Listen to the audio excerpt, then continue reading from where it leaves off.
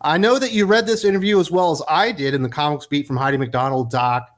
She sat down there. I guess she showed up on their last day as they were closing up shop, getting ready to move. It almost felt personal on the part of Heidi McDonald here. It kind of felt like she just needed to be there to make sure that she and her friends and all those folks that have an influence in comics, well, she needed to make sure that they weren't the culprits and they weren't the reason for this failure. Well, she got a bad answer because he basically admitted that part.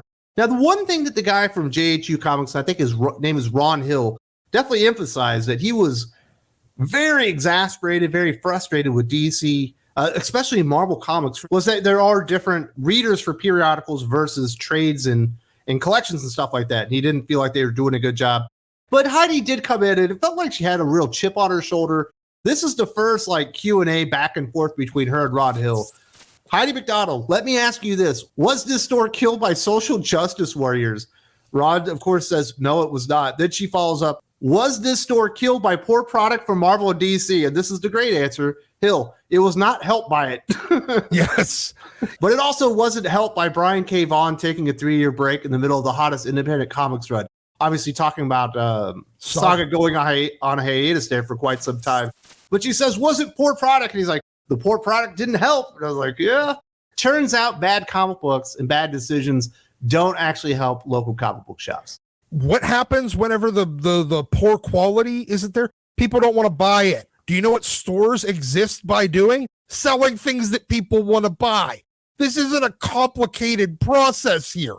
But it does feel like it's kind of personal to Heidi because I think she's starting to realize, and a lot of these morons, your Rich Johnsons, your Heidi McDonalds, some of these other people out there that have been championing all the stupid changes that have definitely killed off the enthusiasm for Marvel and DC over the last 5 or 10 years. Well, all your chickens are coming home to roost. It turns out those were all bad decisions. I was right. You were wrong. And she's trying to get cover here. And the guy can't even do that. He's like, yeah, all these bad comic books, it didn't go over well with the customers. She starts out with the question, was this store killed by social justice warriors? As an immediate cause, no. For a proximal cause, yes. Anyone that has ever done, your basic root cause analysis 5Y, this is some 101 level business stuff. Why did this store die? Well, because it wasn't selling product. Why wasn't it selling product? Because people didn't want to buy the product. Why didn't people want to buy the product? Because the product wasn't very good. Why wasn't the product very good? Because you kept hiring bad creators. Why did we hire bad creators? Because you wanted to hit a fucking quota for what you were putting out rather than making the best comic. So I thought that one was pretty funny. It blew up right in her face almost from the beginning. And then Ron Hill does go in to answer some other questions and kind of explaining where all this happened and does get to another root issue within comic books themselves. He states, in the beginning of the summer, it felt like the writing was on the wall. From January on, sales were soft. The foot traffic, product, and excitement felt soft. The Flash film came and went. The new animated Spider-Man did well in the scheme of animated films, but it wasn't the biggest. None of the Marvel DC things that were previously drawing up mainstream excitement were doing it anymore. You could look at the last 10 years of their business model. It's the exact same thing. Reboot, event, variant covers. Something I was screaming about 6 years ago, and I'll be screaming about it 6 years from now. You keep doing the same thing, it will have less of an impact each time you do it. And the only way to get back to the same level of impact is to either stop doing it, giving people time for a break, in which case you have to suffer the inevitable depression that comes from a rapid growth, or you have to do it more frequently. And Marvel and DC have elected to do it more frequently and to a larger degree. That's all they're doing. And when you talk about the mainstream stuff that's supposed to generate excitement, when you look at it right now, Superman's in a good place for the most part. I think Superman's good, action's good. A little bit disappointed they're taking PKJ off, but he had a 3-year run. But Superman's fine. Look at Batman. Oh, he's beating up all of his kids. Really wanted to read that story. Oh, and he's acquiescing and we're pretending that somehow Catwoman is smarter at solving crime than he is. You go over to Spider-Man. Once again, Mary Jane, Spider-Man can't be together. Now she's with this Paul guy, and Peter's just another loser, never gets to go on with his life.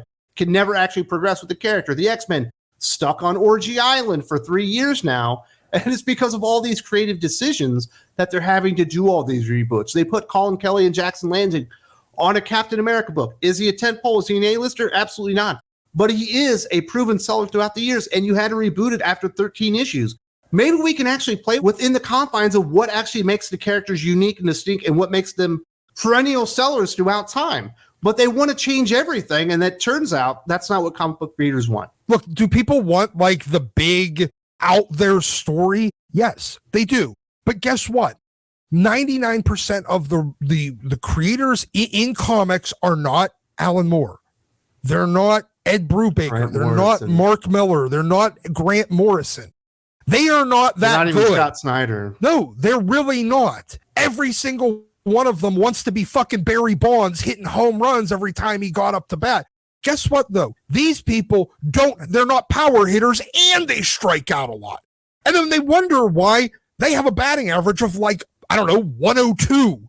Look, comic readers may want and claim that they want the big, crazy, out there mega story, but what they really, really actually want is a stable, good month-to-month book. But when you're only playing basically home run hitter comic books and you strike out 90% of the time, you end up sitting around waiting until something is completely done to find out whether or not it was any good to decide whether or not you're going to read it. That just drives people away from the week-to-week, month-to-month cycle. This is also what Ron Hill said. I thought it was very interesting. How many times has Marvel released all their Star Wars comics in 1 week? Like every week, all the time.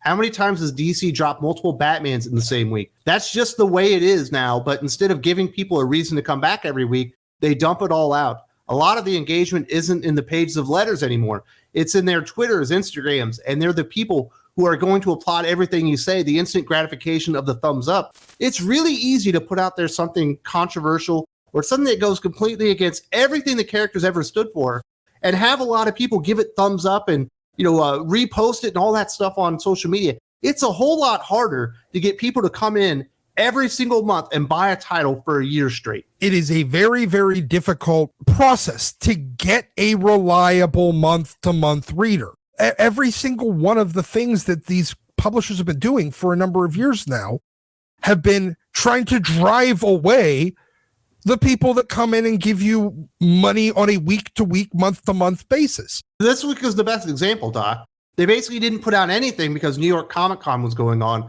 They didn't want any good stories to overshadow all their announcements. So it was just a completely dead week, and there was no reason to go to your comic book shop. That is so unbelievably stupid. Do you know what would have driven you more interest in what was going on at New York Comic Con? If a good comic came out this week.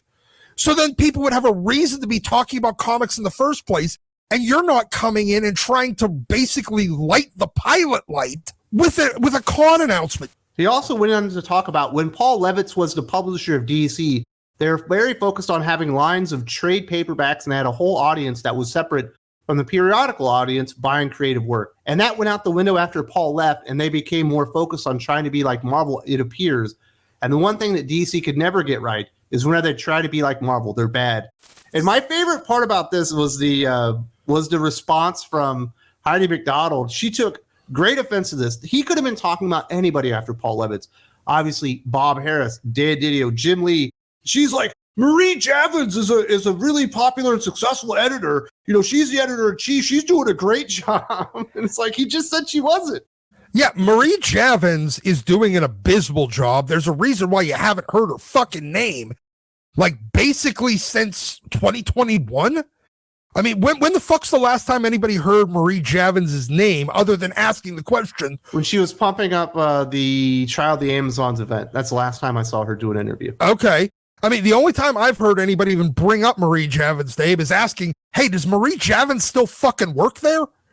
Or did she get fired too? My favorite part, though, was the ending of it when Heidi McDonald couldn't take her losses, couldn't admit, yeah, that's probably the bad product, lack of enthusiasm, the fact that Marvel and DC can't capitalize on anything that's really actually hurting comic book shops. And she said at the end, her last part of a question, and now I keep hearing there's just been a bit of a slump. The industry is in a bit of a slump now, but what's different is industry people aren't really alarmed by it except the people who are on social media profiting from it, making themselves a savior. I have seen a ton of people that are absolutely alarmed by it in the industry. I've seen an entire hashtag called Comics Broke Me. I've seen people out there begging for money because they're homeless. I've seen people out there begging money because they can't feed their wife lately. I've seen a lot of stuff from people that are absolutely alarmed. I've seen a lot of retailers that are alarmed by what's going on from DC and Marvel. But apparently, if Jim Lee and CB Cebulski aren't alarmed, shit never happened. Yeah. And if comic journos aren't alarmed, or they just pretend like they're not alarmed.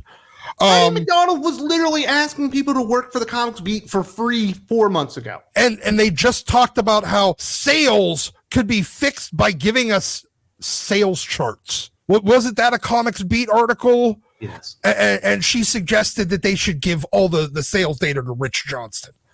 Like, fucking Christ, people, you just will not accept the L here.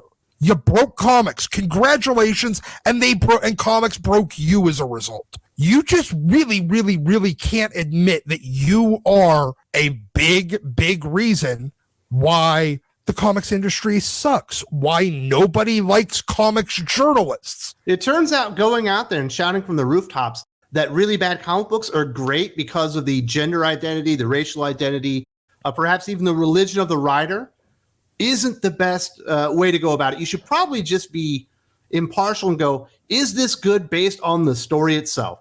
Yeah. And they forgot to do that, and people just said, fuck it, I don't care anymore. Being an obviously political driven hack does not do good things for your credibility. But when you say, yeah, you know what? This kind of sucks. Maybe you should still support it because X, Y, and Z. Whether or not I agree with you, I'd at least consider you honest. If you just admitted when bad things are bad and admitted when good things are good. Hey, it's terrible to admit that sometimes the people that you hate the most actually make a good point. I know. Yeah. I'm waiting for Heidi McDonald to make a good point. When she does, I will highlight it in a video here on the channel. But look, this is. I don't hate Heidi McDonald. I don't want people to think I hate her the most. This is not the truth. I don't know her enough to hate her.